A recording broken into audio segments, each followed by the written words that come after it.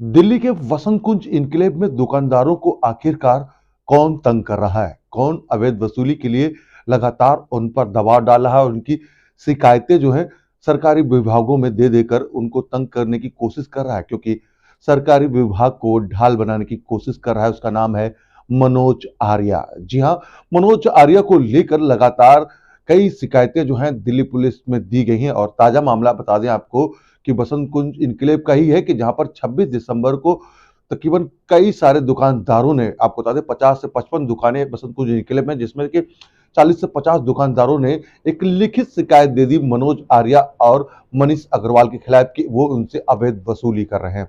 जिसकी तस्वीरें हम आपको दिखा रहे हैं कि दुकानें किस तरीके से बंद है।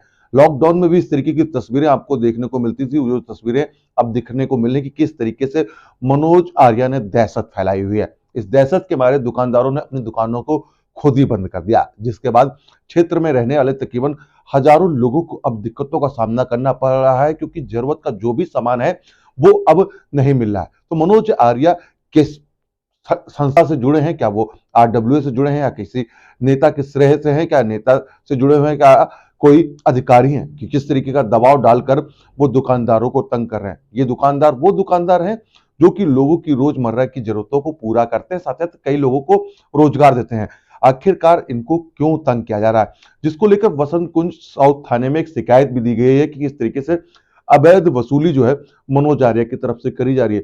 कई सारे सवाल हमने भी टटोलने की कोशिश करी कि किस तरीके से मनोज आर्या लोगों को परेशान कर रहे हैं। तो कुछ हमें पंकज, जो वकील हैं हाई कोर्ट के पंकज श्रीवास्तव, उन्होंने बताया कि कई सारे आपराधिक मामले पहले से मनोज आर्या पे दर्ज हैं और जल्द ही उनके ऊपर पॉक्सो एक्ट के तहत भी मुकदमा दर्ज होने वाला है। तो कई सारी खामियां जो है वो गिनाई गई। साथ ही दुकानदार परेशान है मनोज आर्या से, उन्होंने महिपालपुर के निगम पार्षद इंद्रजीत सहरावत को भी इस पूरे मामले को लेकर अवगत कराया।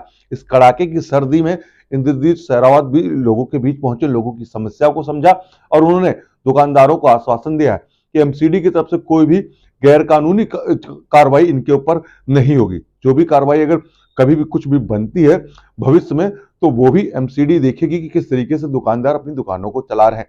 अन्यथा कोई भी अधिकारी जो है मनोज आर्या की नहीं सुनेगा, ऐसा आश्वासन उन्होंने क्षेत्र की जनता को दिया। साथ ही साथ उन्होंने जब मीडिया से बात की तो उन्होंने बताया कि वो इस क्षेत्र की जनता के साथ, जो दुकानदार हैं, जो यहाँ के रहने वाले लोग हैं, उनके साथ। फिलहाल अब देखना होगा कि मनोज आर्या की दहशत से क्या लोग उभर पाएंगे और दिल्ली पुलिस को जो शिकायत दी गई है, क्या दिल्ली पुलिस उसके ऊपर कोई उचित कार्रवाई करेगी, ये तो वक्त ही बताएगा। आइए देखते हैं कैमरामैन धर्मेंद्र कुमार के साथ नीरज अवस्थी की रिपोर्ट। देखो, आरडब्ल्यूए का जो इशू है, आरडब्ल्यू से शिकायत है, वो यहाँ के रेजिडेंट्स की शिकायत है। हमारे से तो उन्होंने ये पूछा है जी इस पर क्या समाधान हो सकता है, जो एमसीडी ने नोटिस दिए हैं। एमसीडी ने नोटिस उनको दिए हैं जो एज पर मास्टर प्लान के तहत नहीं आती, जिनकी दुकान 20 मीटर से ज़्यादा है, या ये कॉमर्शियल रोड तो है नहीं, लेकिन जो उनको छूट दे रखी है जो उसमें मास्टर प्लान में, उनको किसी को कोई नोटिस नहीं देंगे। ये एमसीडी की तरफ से हमने इनको आश्वासन दिया है कि अगर कोई इस तरीके की दुकान ठीक है, उस कैटेगरी में आती है, तो किसी को कोई परेशानी नहीं की जाएगी। इनका ये भी कहना है कि चलो लीगल तरीके से तो जो चलता है यहाँ के आरडब्ल्यूएल के लोग एमसीडी के नाम पर इन लोगों को धमकाते हैं, ज़बरदस्ती पैसे लेते हैं। तो क्या एज ए पार्षद ये आश्वासन देंगे कि एमसीडी के नाम पे जो ब्लैकमेलिंग है वो यहाँ पे नहीं? हाँ, ये मैंने इनको आश्वासन दिया आप सबके सामने, भाई एमसीडी किसी को गलत परेशान नहीं करेगी और आप किसी के दबाव में आके इस तरीके का कोई वो ना करे, भाई एमसीडी आपकी कंप्लेंट हो जाएगी तो आप ये कर देगा वो कर देगा। एमसीडी जो बिल्कुल निष्पक्ष होगा वो काम करेगी, किसी का ऐसे परिसर में कोई काम नहीं करेगा। 2 दिनों तक इन लोगों ने पूरी मार्केट को बंद रखा है जी, और ये लोग थाने में भी शिकायत देकर के आए हैं। तो कुछ अलग से मदद दे पाएंगे आप इन लोगों को? नहीं, अलग से कोई मदद नहीं, जो एज पर रूल होगा हम तो वही मदद रिलीफ दे सकते हैं। आपके एमसीडी के अलावा जो इन लोगों ने कंप्लेंट दी है, शिकायत दी है, नहीं, वो लीगल मैटर वो पुलिस स्टेशन देखेगा, एसएचओ साहब देखेंगे अगर भाई क्या उस पर कार्रवाई कर सकते हैं। अब हम तो, हमारी इतनी पावर नहीं ना जी हम कोई उस पर एक्शन ले सकें। इतना आश्वस्त करते हैं हाँ, कि बिल्कुल, एमसीडी के नाम पे कोई इनको परेशानी नहीं होगी, जो लीगल होगा वही इनको रहेगा, कोई दिक्कत नहीं होगी। देखो उसमें क्या है कि कहते हैं ये जो मनोज आर्या है कि क्या करता है, इसका मेन काम है ब्लैकमेल करना और एक्सटॉर्शन। कभी भी कहीं की किसी की प्रॉपर्टी बन रही है वहाँ पे जाके उनको उगाही करना, या किसी दुकान पे कोई रेडी लगा रहा है, कुछ लगा रहा है, उनको परेशान करना। तो मतलब ये इनका बेसिकली मोटिव यही है कि कहाँ से पैसे इकट्ठे किए जाए, बटोरे जाए। और इनके ऊपर पहले भी केसेस कई चल रहे हैं और कई में मैंने पिटीशन फाइल करी हुई है, जो कि अभी एक पॉक्सो एक्ट में भी कोर्ट में चल रहा है, जिसकी 5 तारीख को सुनवाई है। और उसमें भी क्योंकि ये भी पहले भी कहते हैं चौहान जी की प्रॉपर्टी पे आए थे, आशु जी की प्रॉपर्टी में वहाँ पे एंटर करके वहाँ पे कई लोग जो वहाँ पे जिम में कर रहे थे, एक्सरसाइज कर रहे थे, उनके साथ छेड़खानी करना, उनको परेशान करना, मारपीट करना। पहले भी इन्होंने ये सारी चीज़ें हरकतें करी हैं, जिसकी वजह से इनके खिलाफ एक केस भी रजिस्टर हो चुका है। लेकिन क्योंकि इन्होंने कुछ अधिकारियों को अपने इन्फ्लुएंस में लेके कुछ धाराएं जो तो इनके ऊपर नहीं लगी, और पॉक्सो एक्ट में अब जो है कि 5 तारीख को सुनवाई है। और एक जो है कि इन्होंने जो लड़ाई झगड़ा करा था तो सर फोड़ दिया था अच्छे से, और MLC वगैरह जो है वो पेंडिंग चल रही थी। तो कोर्ट ने 5 तारीख के लिए स्वाति शर्मा की कोर्ट में लगा हुआ मैटर, उसमें भी उन्होंने 5 तारीख के लिए मैटर रखा हुआ है, और 5 तारीख को MLC की जो रिपोर्ट आएगी तो उस पर भी उचित कार्रवाई कोर्ट की तरफ से की जाएगी। ये इस मामले में, दुकानों के मामले में जो उन्होंने कंप्लेंट दी है उसमें ये लिखा है कि वो लोग धमकाते हैं और पैसे की डिमांड करते हैं। बिल्कुल। लीगल प्रक्रिया में ये कितना खतरनाक है? देखो ये एक तरह से गुंडागर्दी है, ये एक माफिया राज चल रहा है यहाँ पे। क्योंकि लोगों की यहाँ पे ये जो उगाही हो रही है ना, इसके पीछे सबसे बड़ी वजह है कि लोगों की ऑब्जेक्शन ना करना, अपोज ना करना। क्योंकि लोग जो है काम धंधे वाले हैं, लोग डरते हैं कि अभी लोगों के पास टाइम नहीं है, सोचते हैं कि क्या करना है, लेकिन इसी वजह से इनके हौसले बुलंद हो जाते हैं। ये उस पर आप किस तरीके से कार्रवाई करेंगे, आप लोग किस तरीके से इनको सपोर्ट करेंगे दुकानदारों? इसमें आज इन पे जो कंप्लेंट दी गई है, अब इसमें पुलिस इसमें जो भी IO अपॉइंट होगा, प्रॉपर उचित कार्रवाई अगर नहीं होती तो उसके बाद भी हमारे पास भी कई राइट्स हैं, हम उस पर 156(3) में भी जा सकते हैं, कोर्ट में भी जा सकते हैं। लेकिन मुझे जहाँ तक मुझे लगता है कि ये प्रॉपर कार्रवाई की जाएगी, क्योंकि काफ़ी लोग इकट्ठे हुए, आज लोगों ने अपना साहस दिखाया और इकट्ठे होकर गए हैं। तो उन्होंने भी आश्वासन दिया है SHO ने कि हाँ भी हम इस पर उचित कार्रवाई करेंगे। काउंसलर है और MCD के अलावा जो अगर सामाजिक कोई बुराई लोग तंग कर रहे हैं तो हम लोगों के साथ चल के SHO को भी कहें कि भाई अगर जो आदमी अगर ये गलत है तो इनके लिए गलत कहें, और वो गलत है तो उनके लिए कहें। क्योंकि देखो समाज से जुड़ी हुई चीज़ है, सिर्फ MCD नहीं है।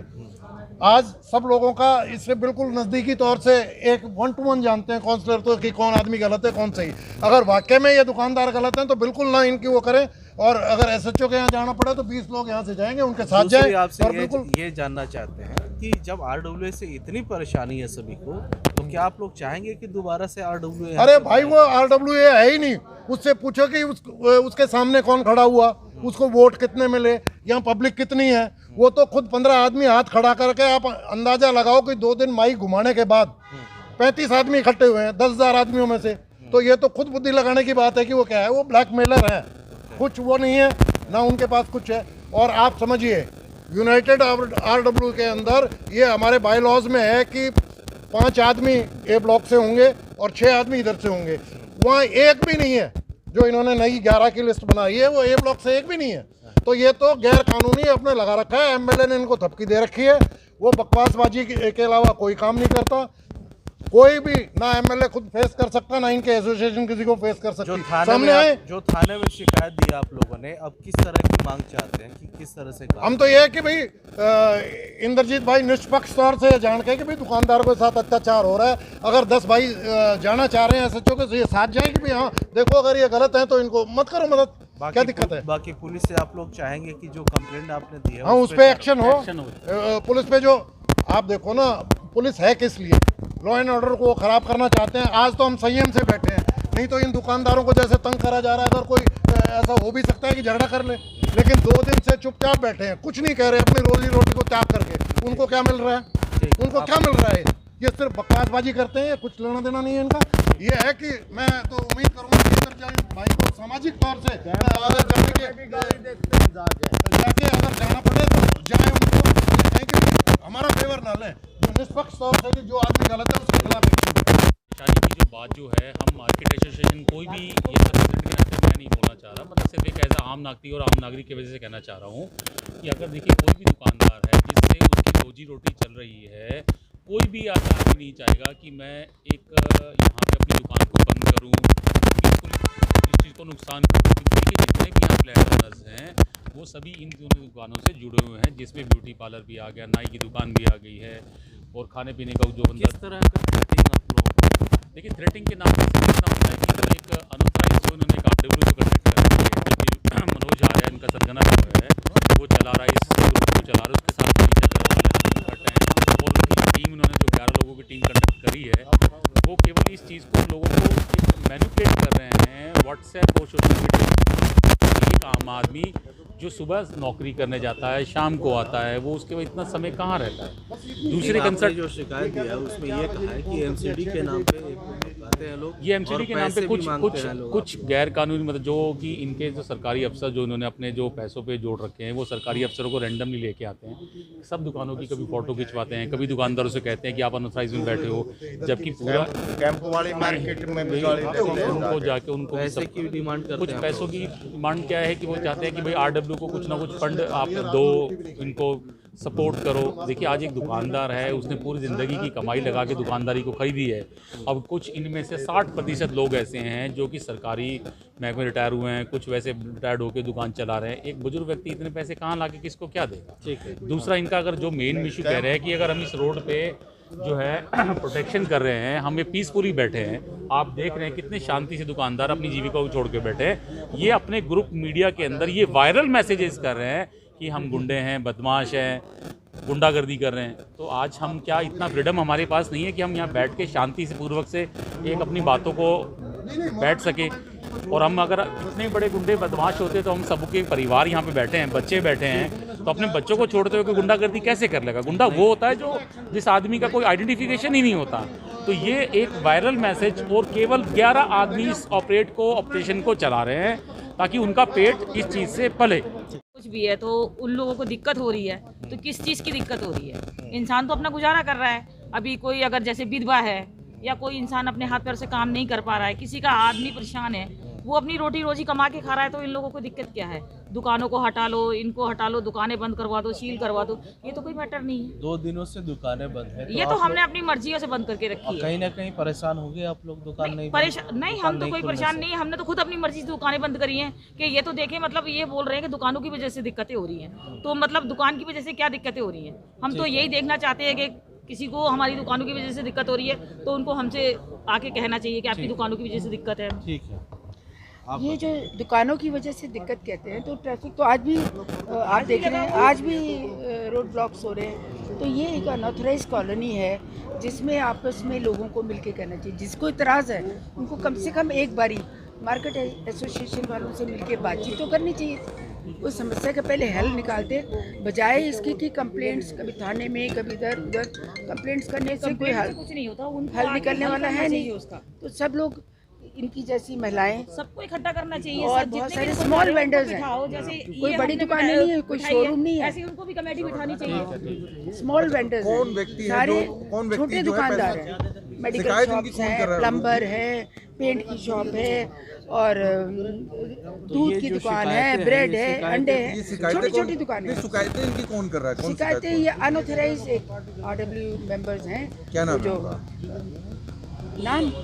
नाम तो उनका मनोज आर्य और नवीन भाटिया है, और मुझे पूरे नाम नहीं पता है, जसवंत चौधरी जी को, या जो यहाँ के प्रेसिडेंट है उनको पूरे नाम होंगे। उसमें प्रबोध राज गौड़ है, नवीन भट्ट है, और ऐसे रवि एसवाल है, ऐसे बहुत सारे लोग हैं जो इसमें बहुत ज़्यादा। मनीष अग्रवाल हैं जो खुद मतलब सारी अनऑथराइज चीज़ें खुद करते हैं, लेकिन दूसरों को सबसे पहले ठोकते हैं। मतलब अपने को पहले सेल्फ डिसिप्लिन करें, क्योंकि यहाँ आज मीटिंग में कई लोगों की शिकायतें सुनी कि पैसे मांगे जा रहे हैं, दुकानें सील करने की धमकियाँ दी जा रही हैं, विच इज़ रॉन्ग। ठीक है।